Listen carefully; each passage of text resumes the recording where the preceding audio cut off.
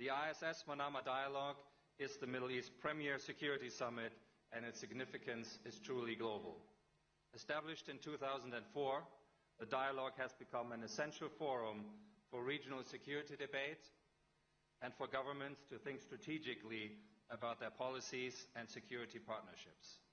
Our discussions at the Manama Dialogue in 2023 and in 2024 took place in an environment of volatility and violent conflict in the region. Finding ways to break the cycle of violence was on the minds of many speakers and delegates. Conflict is still raging, but opportunities for peace, for addressing the hopes of people in the region, and for consolidating political transitions in countries that are affected by conflict have arisen as well. The obstacles are many and they are vexing, but the imperative for security cooperation and collaboration is clear and lasting. The ISS agenda is simple: to foster dialogue and facilitate cooperation in the service of peace, security, stability and civilized relations among nations. I would like to thank His Majesty King Hamad bin Isa Al Khalifa and His Royal Highness Prince Salman bin Hamad Al Khalifa, the Crown Prince and Prime Minister of Bahrain, for their strong and unwavering commitment to these aims as we embark on the third decade of the ISS Manama Dialogue. This evening, we have the opportunity to hear from two distinguished leaders and discuss their thoughts on the imperative for security cooperation. His Highness Sheikh Nasser bin Hamad Al Khalifa, the National Security Advisor of the Kingdom of Bahrain and the Commander of the Royal Guard, and the Honorable Tulsi Gabbard, the United States Director of National Intelligence. They will each offer introductory remarks of about 5 minutes from the podium, and we will then have a conversation here on stage on the theme of this evening. And it is a true honor and a delight to have both of them here at the 21st ISS Manama Dialogue. And it's a particular pleasure to now invite His Highness Sheikh Nasser to address this audience. Your Highness, thank you for hosting this dinner. The floor and this podium is yours, Your Highness.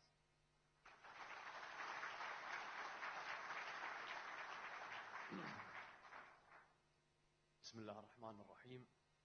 Your Highnesses, Excellencies, distinguished guests, Assalamu alaikum wa rahmatullahi wa barakatuh. It is a profound honor to welcome you to the Kingdom of Bahrain for the 21st IISS Manama Dialogue. I am pleased to extend His Majesty King Hamad bin Isa Al Khalifa's sincere wishes for a meaningful and successful dialogue, along with the warmest regards and encouragement from His Royal Highness Prince Salman bin Hamad Al Khalifa, the Crown Prince and Prime Minister, as we gather to advance shared leadership goals. The dialogue continues to serve as a vital platform for advancing regional security, stability and prosperity. Bahrain deeply values the participation of numerous distinguished and senior representatives from around the world, whose presence and engagement serve as a testament to the enduring spirit of collaboration that defines our shared pursuit for security. I look forward to the fruitful discussions and meaningful engagements that will take place over the course of the dialogue, contributing to a deeper understanding and stronger cooperation among all participants. On this occasion, I would like to extend my sincere appreciation to Dr. Bastian Gabriel, Director General and Chief Executive of the International Institute for Strategic Studies, and Mr. Sami Sampson. Where's Sami? Hey, Sami.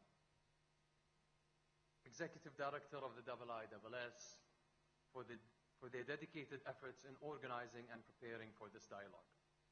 Their continued commitment and professionalism have been instrumental in ensuring the success of this important platform, which brings together leaders, policymakers, and experts to exchange ideas, address shared challenges, and shape a more secure and prosperous future for our region. The Middle East today stands at a defining moment one shaped by both and persistent challenges. Under the wise visionary leadership of His Majesty King Hamad bin Isa Al Khalifa, the Kingdom of Bahrain continues to uphold the principles of coexistence and dialogue as the foundation of effective statecraft and regional engagement. It is through such steadfast commitment that we find the means to navigate the complexities of our region and contribute meaningfully to collective progress. Recent positive developments, particularly following the adoption of the Gaza Peace Plan, advanced under the leadership of the United States administration and supported by construction mediation efforts, have opened a window of opportunity for renewed regional stability and cooperation. These outcomes underscore the importance of diplomacy, partnership, and pragmatic dialogue in resolving long-standing disputes and fostering sustainable regional resolution. Yet, even as we welcome these encouraging signs, we remain mindful of the destabilization actions that seek to undermine stability and prosperity. Such actions only hinder reconstruction and reconciliation efforts at a time when unity and collaboration are mostly in need. In this pivotal period, it is incumbent upon all regional and international partners to reaffirm their shared commitment to dialogue over division and to cooperation over confrontation. Through wise leadership, mutual respect, and a collective vision for stability, our region can move decisively forward towards a future defined by stability, opportunity, and enduring prosperity for all. In that same spirit, as you engage with the important and wide-ranging issues on the Manama Dialogue agenda, I wish you productive and enlightening discussions. Your insights, your collaborations will undoubtedly contribute to the advancement of peace and security around the region. Wassalamu alaikum wa rahmatullahi wa barakatuh.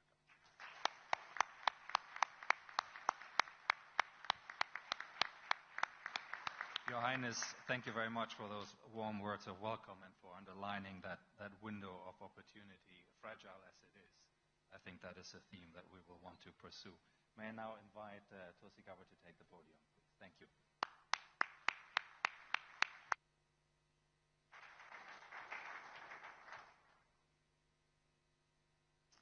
Thank you, distinguished guests, excellencies, friends, and fellow peacemakers. It's a privilege to join all of you here this evening.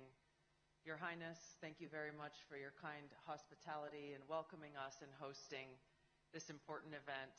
To II and SS and your team, thank you for yet again putting on a phenomenal dialogue. It's an honor to be able to address you here in the Kingdom of Bahrain at this pivotal time in global history. As we gather here, we're reminded that true security, true stability, and peace cannot be forged in isolation, but in the common collection of peacemakers working towards that common purpose. Today, I want to speak plainly for myself, as a veteran and a soldier who has seen firsthand the high cost of war. As someone who serves under President Trump's leadership, I have experienced the promise of peace. His vision is about delivering real wins, not just for America, but for our collective cause of peace and prosperity, and doing so through a very principled realism rooted in shared goals, interests, and values. The old Washington way of thinking is something we hope is in the rearview mirror and something that has held us back for too long. For decades, our foreign policy has been trapped in a counterproductive and endless cycle of regime change or nation building. It was a one-size-fits-all approach of toppling regimes, trying to impose our system of governance on others, intervene in conflicts that were barely understood, and walk away with more enemies than allies. The results? Trillions spent, countless lives lost, and in many cases, a creation of greater security threats. The rise of Islamist terrorist groups like ISIS. President Trump was elected by the American people to put an end to this. And from day one, he has showed a very different way to conduct foreign policy, one that is pragmatic, that is deal-driven, with a very realistic approach focused on protecting American security and prosperity while engaging with the world on terms that actually make sense. During his first term, the president brokered the Abraham Accords, this historic pact between Israel, the UAE, Bahrain, Morocco, and Sudan that came from staying laser-like focused on shared interests: economic prosperity, counterterrorism, technological innovation. These countries that had eyed each other perhaps warily at times for decades found common ground in trade routes, joint ventures, and a mutual stake in both regional and global stability.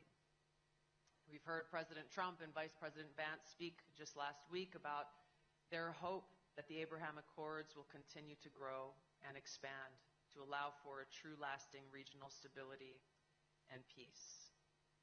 This is what President Trump's America First policy looks like in action, building peace through diplomacy with an understanding that there cannot be prosperity without peace. President Trump de-escalated tensions on the Korean Peninsula through direct talks during his first term in office. He opened lines of communication with North Korea that had been frozen for generations. He did what no other president had been willing to do: engage directly to speak about peace. He restored American leadership abroad. He brokered economic normalization between Serbia and Kosovo, promoting stability and peace in the Balkans regions. And now, just 9 months into his second term, President Trump's America First agenda is supercharging these efforts and securing peace on a scale that we haven't seen in decades. He secured ceasefires between India and Pakistan, Israel and Iran, a peace agreement between Rwanda and the DRC, a peace deal between Armenia and Azerbaijan, Cambodia and Thailand, and averted conflict between Egypt and Ethiopia over the Grand Ethiopian Renaissance Dam. As was mentioned previously and is very much in focus for so many of us, he negotiated the release of all living hostages from Hamas. While fragile, an historic ceasefire and peace plan is moving forward, it is doing so with integral support from many of our partners here in this room. So what ties all of this together? A simple and revolutionary idea: pursue joint interests, find those win-win solutions where they align, and recognize that yes, we will have differences and we will work through them. President Trump understands that not everyone shares our exact values or our system of governance. That's okay. What's most important is finding where our shared common ground exists and building those partnerships and progressing on those common grounds. Things like energy independence that stabilizes global markets. Things like countering terrorism, something that continues to grow in different parts of the world. Strengthening trade partnerships to boost economic growth and innovation. These are the components, the glue of enduring partnerships and friendships. So America First is not about isolating ourselves, as President Trump has shown. It's about engaging in direct diplomacy, being willing to have conversations that others are not willing to have, and finding that path forward where our mutual sovereign interests are aligned. And that's really why we're all gathered here today in Manama. We can commit to this path ourselves and put it into action. Bahrain's own leadership, year after year, hosting these critical dialogues, shows us the way forward, convening nations from around the globe, amplifying shared stakes, and strengthening partnerships and lines of communications that allow us to resolve our differences and deliver results for our respective people. Under President Trump, the United States is your partner in executing this vision as a deal maker who is committed to peace. Together, we look forward to continuing this path towards peace, to ending wars that have defined too many generations, unlock prosperity for millions, and help support the future of a Middle East where security is a dividend of cooperation, not a cost of conflict. Thank you very much. God bless you. God bless the pursuit of peace.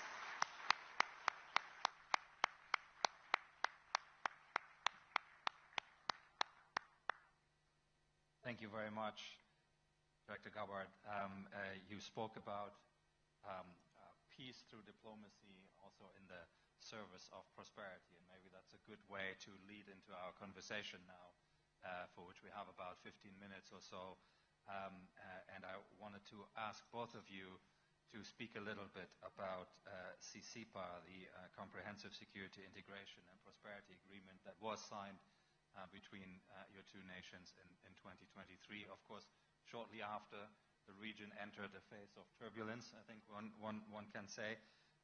But you're both here, and it underlines the endurance of that vision that was enshrined in that agreement. So I wonder whether I can ask you to talk to us a little bit about how you're proceeding with the implementation, and also what kind of message the CCPA agreement conveys to other countries who are seeking to build their cooperative frameworks. Maybe, Your Highness, if I may ask you to start.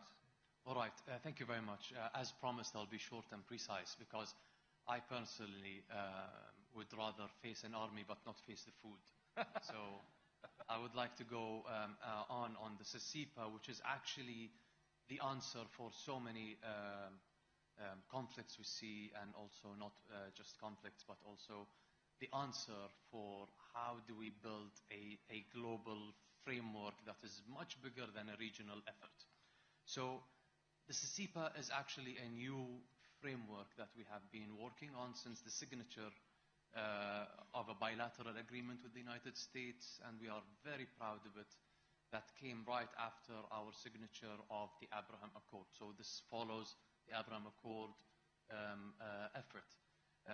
Yet, any new framework needs to be institutionalized, and from our side, we have conducted a high-level meetings at Washington and at Manama as well, at the highest level possible. And I personally lead the Defense Working Group, the DWG, so I would refer to it as the DWG. And we have broken down the CCPA into 3 different sectors, which is the Defense Working Group, which conducts the Article 2, and then we will have the Science and Tech Division, and then we will have the Economy and Trade Division. And this is why the CCPA, we look at it as a capital C. It is a comprehensive agreement. It is not just a defensive agreement. And as soon as we have signed that agreement, we have seen quickly a regional unrest. And that means it's not just a commitment from the United States, but also it's a commitment from Bahrain, where we have immediately joined the Operation Prosperity Guardian, and we are there with you and will always be with the United States. Thank you. Dr. Gabbard.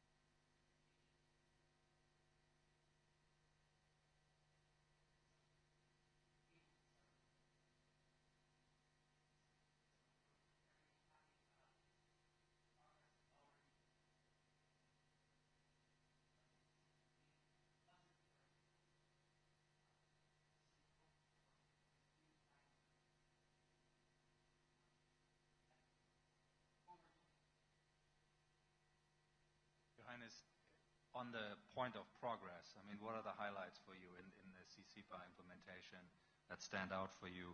Where would you like perhaps see yet more progress? Where can we go further and faster?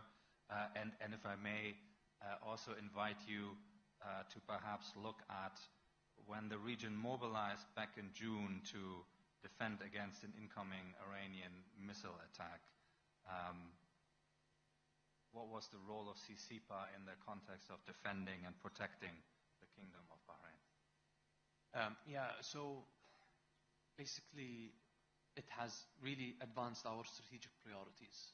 And thanks to the United States, we have fast-tracked our F-16 Block 70 integration and boosting our air power and interoperability. So this is something that we really value, and as well as the Patriot missile systems actually delivered ahead of schedule. We have signed at this time last year and during the IISS with the National Geospatial Agency, and this is something that is not just a defense related, but also it has a lot of benefits in the civilian sector as well. But not only that as well, tomorrow, us and the DWG sign a trilateral with the United States and the United Kingdom together, and we'll be announcing it inshallah tomorrow, and you'll hear a joint statement starting from tomorrow inshallah during that trilateral. So CCPA is not a bilateral, and it's not also a trilateral, it's a multilateral. It is not a regional, it is I see it as, since after probably the Cold War, there's an outdated security structure, if I may say that. And CCPA today, look at it as at a global level. You can be creative with it. You can offset so many things with it. And I think we have benefited from it, and we have integrated our efforts with the United States, and also we will see CCPA evolving, and we will see new opportunities and hopefully new flags joining the multilateral agreement. Wonderful. Thank you very much. Dr. Gabbard, the United States across administrations have prioritized bilateral security agreements, and Qatar has recently obtained a security commitment through an executive order. Saudi Arabia is reportedly seeking a security agreement with the United States. So what does this tell us about the U.S. role, security role in the Gulf, and what does it mean for U.S. global posture in this event? The president obviously has focused a lot on building these economic partnerships. As Your Highness very eloquently stated, you can't look at any one of these things in a vacuum or in a silo, because ultimately they're all connected. The president has recognized how to capitalize on that, but also recognizing that the United States relationship with different countries perhaps needs to be different in certain cases. And so as you've seen through his direct engagement, his incredible first trip out here to the Middle East shortly after taking office really delivered great results, and investing in those relationships from the outset is what really made it possible for him, both through the 12-day war with Iran, but also in this ceasefire and peace deal with Israel and Hamas, to make this possible, to bring together friends and partners to work towards those shared interests. The road ahead will not be simple or easy, but the president is very committed down this road, again, recognizing the direct connection between peace and prosperity, and working with each of our partners and friends uniquely to recognize and understand what the challenges and opportunities are that exist within each. You both mentioned that in the case of CCPA, it obviously goes beyond defense and military matters. And Your Highness, can I ask you to perhaps speak a little bit about the other benefits of that agreement in non-security domains? There's science, there's technology. what stands out for you? Well, first of all, let's talk about CEPA. Let's not talk about acronyms. It is Comprehensive Security, Integration, Prosperity Agreement. So we have designed this CEPA to become a driver of prosperity and innovation, and not only a military pact. Yes, there is a lot of non-security gains as well. During the visit of His Royal Highness the Crown Prince to Washington, there was a multi-billion-dollar deal signed thanks to the CEPA. We have signed with the United States in the sector of energy. We were one of the first countries to sign, and thanks to you, Tulsi, and your government, in the SMR domain, which is the small modular reactors, and the nuclear energy. We have signed in the cybersecurity, geospatial space as well, space industry. So really we are seeing the sky is the limit, and we are trying to become creative with what we are having on the table with us, and maximizing on our bilaterals with the United States.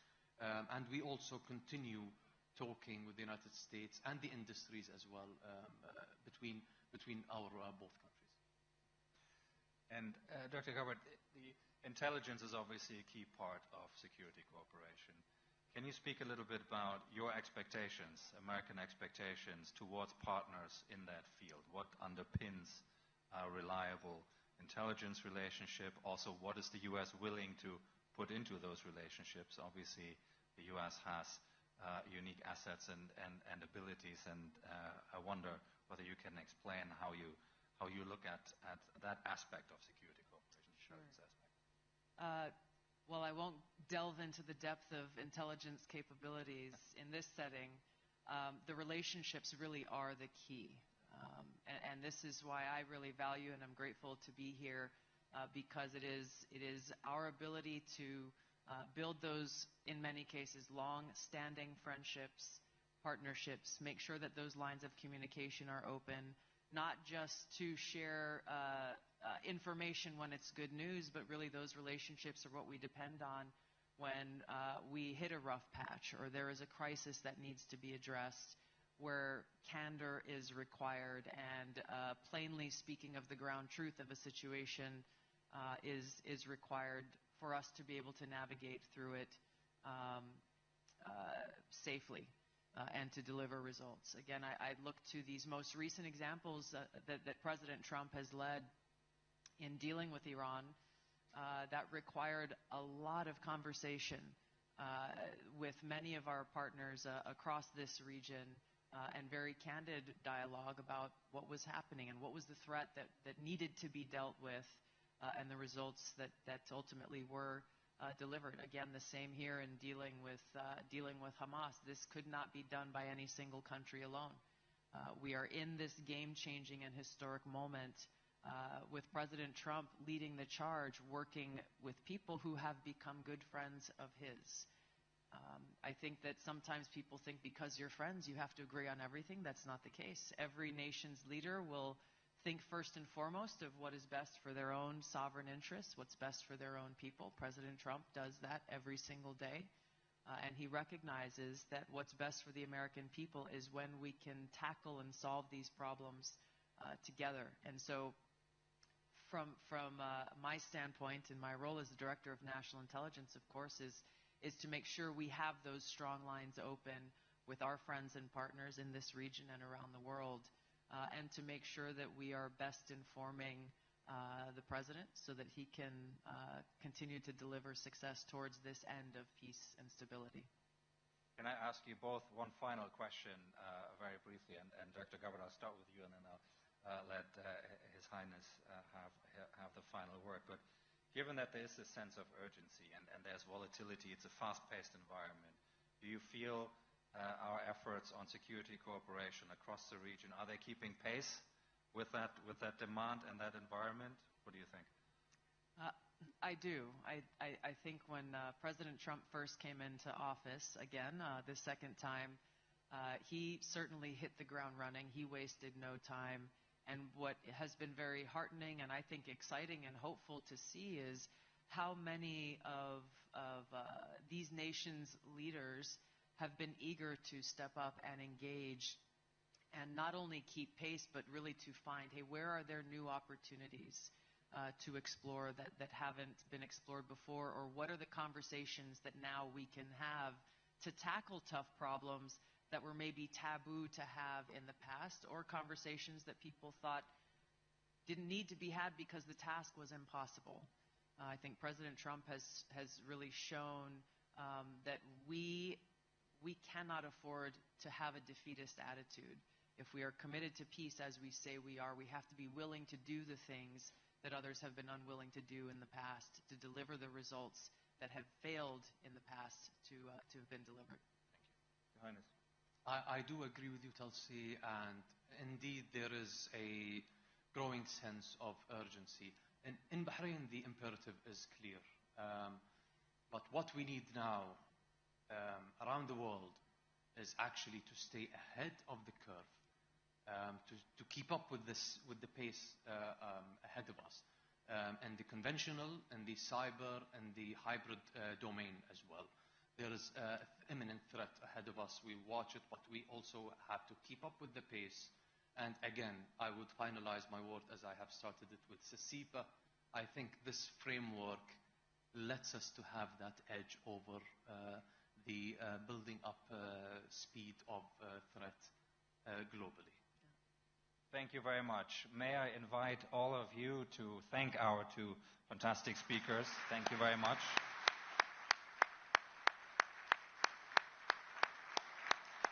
What a great way to begin our 21st ISS Manama Dialogue. Thank you so much, and I hope you very much enjoy your dinner. Thank you.